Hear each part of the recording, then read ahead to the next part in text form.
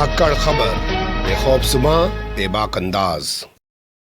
धाकड़ खबर के news room से मैं आपके साथ हूं अकरम रईस खान। बड़ी खबर आ रही है। कल मैंने आपको बताया था कि नीतीश कुमार बोले हैं, पेगासस पे जासूसी की बात कर रहे हैं, लेकिन अब बड़ी खबर आ रही है कि भारतीय जनता पार्टी के एक नेता जो 2 जगह के राज्यपाल रह चुके हैं, वो भी कह रहे हैं कि पेगासस मामले की जांच होनी चाहिए। पर मुझे लगता है कि भारतीय जनता पार्टी के इन नेता के बारे में पूरी जानकारी आपके सामने रखूं, कहाँ इन्होंने ये बात बोली है, किसको इंटरव्यू दिया है, ये तमाम पहलुओं पर रोशनी डालूं। उससे पहले कुछ चीज़ों पर जिक्र कर लेते हैं। पेगासस को लेकर जब से खुलासा हुआ, 18 जुलाई को खुलासा हुआ, 19 जुलाई से पार्लियामेंट चल रही है, तब से पार्लियामेंट चल नहीं पा रही है। पार्लियामेंट में लगातार हंगामा बना हुआ है। अब तीसरा हफ्ता शुरू हो चुका है, तीसरे हफ्ते का दूसरा दिन यानी कि मंगलवार की सुबह आज आपने देखा होगा कि राहुल गांधी ने कॉन्स्टिट्यूशन क्लब के अंदर बाकायदा नाश्ता पार्टी रखी, जिसमें करीब 14-15 पार्टियों के लोग पहुंचे। बताया जा रहा है आम आदमी पार्टी और बहुजन समाज पार्टी जो मायावती वाली पार्टी है उसके लोग नहीं पहुंचे। इसके बाद यहां घंटों तक मंथन करने के बाद ये लोग साइकिल से सवार होकर पार्लियामेंट तक पहुंचे। अलग है, पार्लियामेंट में इनको साइकिल रखने नहीं दी गई, जिसके बाद तस्वीरें आई कि राहुल गांधी भी अपनी साइकिल पैदल पैदल लेके पार्लियामेंट से उसके एरिया से बाहर छोड़ने जा रहे हैं। लेकिन लगातार हंगामा चल रहा है। वहीं दूसरी ओर आपने देखा होगा कि देश के प्रधानमंत्री नरेंद्र मोदी ने संसदीय अपनी समिति की मीटिंग बुलाई है। जितने भी तमाम सांसद हैं उनके सामने कहा है कि विपक्ष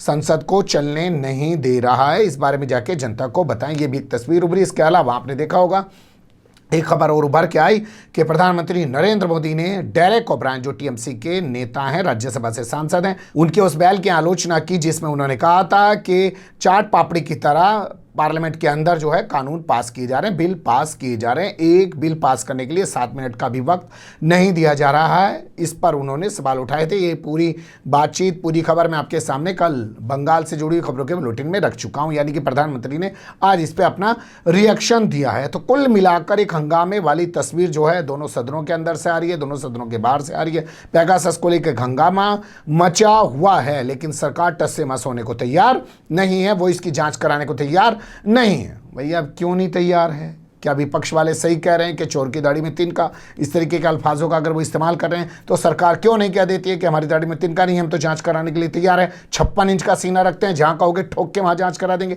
जेपीसी की बात करो, जेपीसी से करा। इसके अलावा अगर सुप्रीम कोर्ट के किसी रिटायर्ड जज से कहोगे तो उससे जांच करा देंगे। लेकिन सरकार तो जांच कराना तो दूर, इस बात को मानने को ही तैयार नहीं है कि ऐसा कोई मुद्दा भी है। उसके तमाम नेता ये बताने में लगे हुए ये कोई मुद्दा नहीं है। लेकिन अब ये खबर मैं आपके सामने रख रहा हूं जो आ रही है पीटीआई के हवाले से। आप जानते हैं पीटीआई न्यूज एजेंसी है, उसने बातचीत की है 2 राज्यों के राज्यपाल रह चुके, जैसे हरियाणा के राज्यपाल रह चुके हैं, त्रिपुरा के वो राज्यपाल रह चुके हैं। कप्तान सिंह सोलंकी उनका नाम है। बीजेपी में आने से पहले लंबे समय तक वो आरएसएस में रह चुके हैं। उन्होंने कुछ बातें कही हैं, मैं बारी बारी से उन बातों को आपके सामने रखने की कोशिश करता हूं। पहली बात जो उनके बयान से निकल के आती है, उन्होंने कहा कि आपसी विश्वास पर ही टिका हुआ है लोकतंत्र। ये सब लोग जानते हैं, लोक लाज का नाम ही तो लोकतंत्र है। अब आपके मोहल्ले में कोई एक ऐसा आदमी हो जिसके बच्चे बदतमीजी करते हो, आप जाके उसको शिकायत करिए, वो आपको ही मारने को आएगा। लोकलाज ही तो है भाई। आपके किसी बच्चे ने शिकायत कर दी, कोई मोहल्ले वाले आपके यहाँ हैं, आपके आके कह रहे हैं कि जी आपके देखो बच्चे ने फला हरकत कर दी, आप अपने बच्चे को डांट रहे हो, डपट रहे हो, ये लोकलाज ही तो है, वही है लोकतंत्र। लेकिन जिसकी उतर गई लोई उसका क्या करेगा कोई? शायद भारतीय जनता पार्टी का हाल यही हो चुका है। कितने ही आरोप लग जाएं, जांच तो नहीं कराएंगे, कोई जांच कराएंगे तो पकड़े जाएंगे। जांच ही मत होने तो कल को खड़े होके कहेंगे देखो ये है 56 इंच का सीना, हमारे पे एक भी आरोप नहीं है। उस कहानी को भी जाने देते हैं। तो उन्होंने पहली जो चीज कही वो ये कि आपसी विश्वास पर टिका हुआ है लोकतंत्र, पहली बात वो कहते हैं। और आगे वो कहते हैं और निजता की सुरक्षा होनी चाहिए, यानी कि इनको भी डर लग रहा होगा भैया क्या पता इनका भी फ़ोन सर्विलांस पे ले लिया गया हो, इनका भी फ़ोन जासूसी पे ले लिया हो और पेगासस स्पाईवेयर के जरिए इनका भी हुआ हो, तो इन्हें भी लग रहा हो कहीं हमारा भी कुछ इनके पास ना पड़े। वो ये सबको टेंशन होती है जो इन तमाम चीज़ों पर बैठे हुए हैं। आगे वो कहते हैं इसलिए पेगासस स्पाईवेयर मामले की जाँच होनी चाहिए। जी हाँ, यही है इस खबर का मूल जो आप निकाल सकते हैं एक तरीके से कि उन्होंने कहा कि पेगासस मामले की जांच होनी चाहिए। साथ ही जिन एजेंसियों ने यानी कि जिन न्यूज एजेंसियों ने इन खबरों को छापा है भारत के अंदर, उनसे पूछा जाना चाहिए कि उनका स्रोत क्या है, आखिर उन्होंने किस स्रोत के आधार पर इन खबरों को छापा है, फिर उसकी जाँच होनी चाहिए और सत्यता के बाद इसमें कार्रवाई भी होनी चाहिए, क्योंकि लोगों की निजता का अधिकार की रक्षा करना एक बहुत बड़ी जिम्मेदारी सरकार की है। आगे वो कहते हैं कि संसद में बने हुए गतिरोध को दूर करना चाहिए और इसके लिए सत्ता और विपक्ष को आपसी बातचीत का रास्ता निकालना चाहिए, यानी कि आपसी बातचीत से कोई रास्ता निकालना चाहिए, क्योंकि अब ये मामला सुप्रीम कोर्ट में भी चला गया है। आप जानते हैं सुप्रीम कोर्ट में इस मामले पर chief justice of India N V Ramana की बेंच गुरुवार को यानी कि बृहस्पतिवार को यानी कि 5 अगस्त को सुनवाई करने जा रही है। ऐसे में संसद में गतिरोध दूर होना चाहिए, यानी कि जो ये अपना फोकस रखना चाहते हैं बातचीत का वो यही कि संसद में गतिरोध दूर करवाना चाहते हैं। लेकिन जिस तरीके से इन्होंने कहा कि लोकतंत्र जो है वो आपसी विश्वास पर टिका हुआ है और सुरक्षा जो निजता के अधिकार की है वो होनी चाहिए और उसको लेकर समझौता नहीं किया जा सकता, इस मामले की जांच होनी चाहिए। तो इसके बाद सवाल ये खड़ा हो जाता है कि कल तक तो सहयोगी पार्टी के नेता नीतीश कुमार ही बोल रहे थे, अब इन्हीं की पार्टी के नेता कप्तान सिंह सोलंकी जो इनके 2 बार राज्यपाल रह चुके हैं हरियाणा और त्रिपुरा के, वो भी बोल रहे हैं। तो क्या अभी और इस तरीके की आवाज़ों का इंतजार करेगी मोदी सरकार? इससे पहले आप देख ही रहे होंगे सुब्रमण्यम स्वामी भारतीय जनता पार्टी के सांसद हैं, वो लगातार इस पूरे मामले को लेकर हमलावर हैं सरकार पे, हालांकि उनकी सुनी नहीं जा रही है।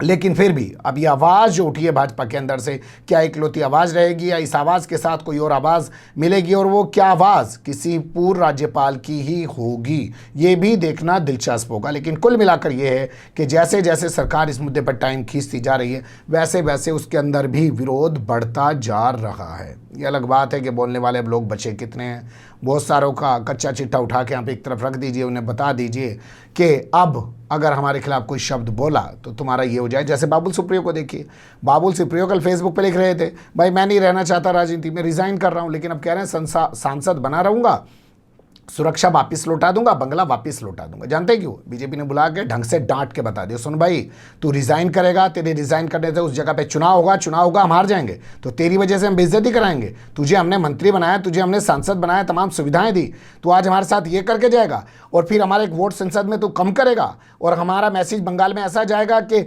हमारी पार्टी के नेता छोड़ के हमें जा रहे हैं। समझ ले ढंग से, अभी हमने कोई जांच एजेंसी पीछे नहीं लगाई है, हम जांच एजेंसी भी पीछे लगा, ये अंदरूनी बातें होती हैं, आप अपने आप आइडिया लगा सकते हैं, पत्रकारिता के गलियारे में बातें घूमती रहती हैं।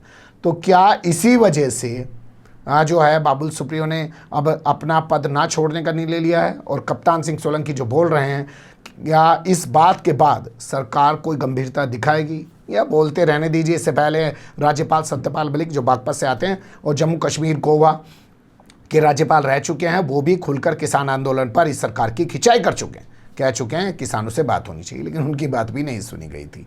बोलते रहिए, अब हम किसी की नहीं सुनेंगे क्योंकि हमारे पास 56 इंच का सीना और प्रचंड बहुमत वाली सरकार है। बने रहेगा धाकड़ खबर के साथ। फिलहाल कमेंट्स के रूप में आप लोग अपनी राय दे सकते हैं, खबर को लाइक कर सकते हैं, चैनल को सब्सक्राइब कर सकते हैं और ज़्यादा से ज़्यादा हमारी खबरों को शेयर कर सकते हैं। फिर ऐसे ही किसी सुलगते हुए या उलझते मुद्दे लेकर मैं आपके सामने हूँगा हाजिर। फिलहाल अभी मुझे दें इजाज़त।